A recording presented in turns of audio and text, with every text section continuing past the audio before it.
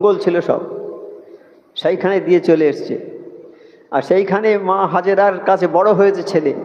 এখন ছেলে বড় হয়েছে, বাপের সঙ্গে চলাফেরা করতে পারে এখন। আজকে তাদের সারা জীবনও দেখেনি। আর এখন যদি বলে তার স্ত্রীর কাছে যে তোমার ছেলেকে এটা হুকুম হয়েছে আল্লাহর যে কোরবানি করার জন্যে, তাহলে কি রাজি হবে সে?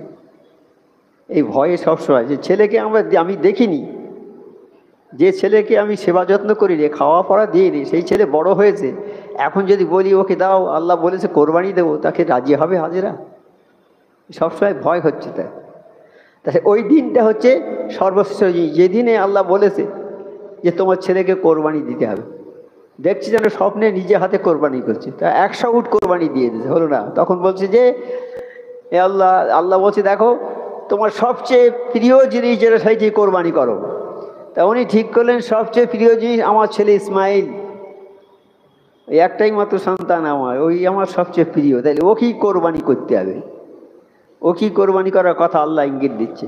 তারপরে আল্লাহ আবার জানে হ্যাঁ তোমার এই সন্তানকে কোরবানি করতে। আর একটা দিন হচ্ছে ইয়াউমুন নাহর, অর্থাৎ কোরবানির দিন। কোরবানির দিন আমরা তো কোরবানি করি, তা ওই জিলহজ মাসের মধ্যেই এটা। এই 3টে দিন সবচেয়ে গুরুত্বপূর্ণ। দ্বিতীয়ত হচ্ছে কোরবানির দিন।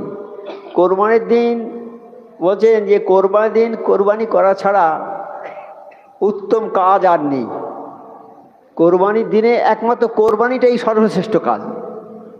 এই কোরবানি করাটি হচ্ছে সবচেয়ে উত্তম কাজ, এর চেয়ে আর কোনো কাজ নেই ওই দিন, ওই কোরবানির দিনটা। তা আমরা সেই দিনে কোরবানি করি।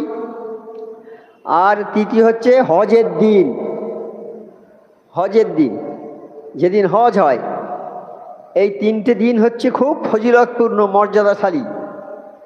রাসূল সাল্লাল্লাহু আলাইহি ওয়াসাল্লাম বলেছেন আল্লাহ তাআলার নিকট জিলহজের প্রথম 10 দিনের চেয়ে আর কোনো দিনের ইবাদত এত প্রিয় নেই।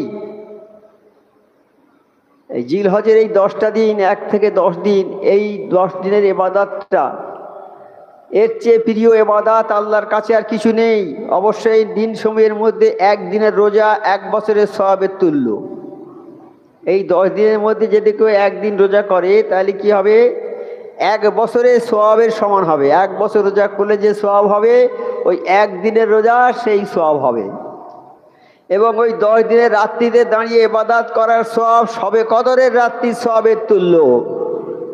শবে কদরের 1 রাত ইবাদত করলে হবে 1000 মাস ইবাদতের সমান হবে, না?